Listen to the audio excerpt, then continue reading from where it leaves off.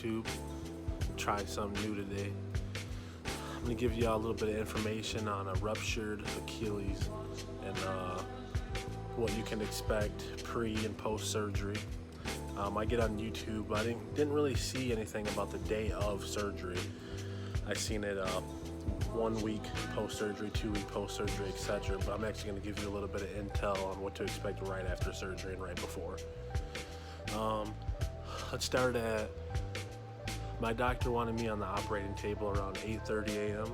So I arrived at the hospital right around 6:30.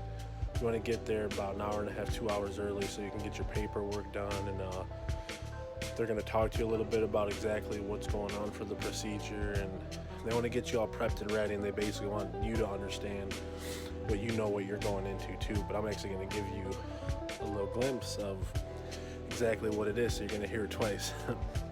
So right when you get there, you're going to register there at the hospital. They're going to get you a room dedicated to you and yourself. You're going to meet your nurse, and she's basically going to tell you what I'm going to tell you.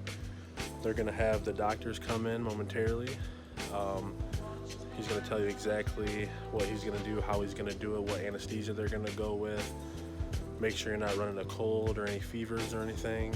He's going to get out a little crayon and start marking up your leg, basically of where the incision's going to go and how to approach it.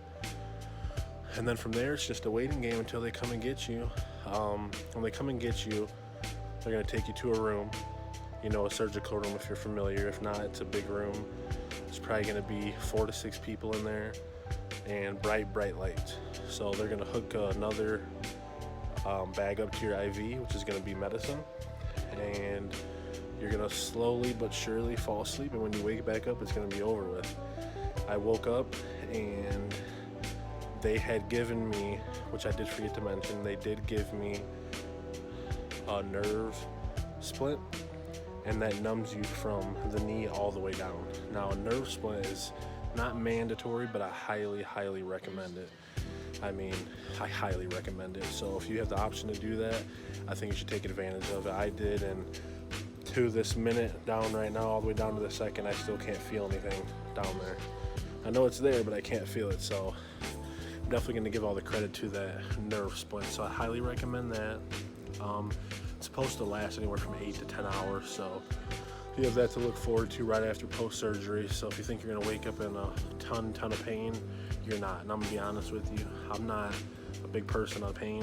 I'm a big guy, but I'm also a big baby when it comes to pain, and it's not like everybody's probably gonna tell you, or anybody that's saying it's a rough surgery. I mean, pain affects everybody differently, and like I said, I'm not a fan of it, and it doesn't hurt. I mean, granted, I do have the nerve splint, but I don't have any symptoms or anything.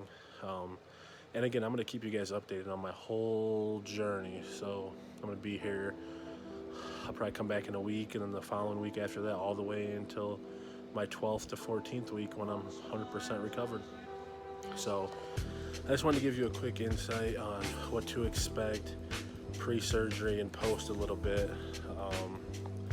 So that way you don't have, all your momentum, and you don't know what to expect going into the surgery. But I'm here to tell you it's not as bad as it looks, not as bad as it sounds. You're going to do awesome. Keep the big man upstairs in your prayers. He's inevitable. I mean, you got this, okay? You got this.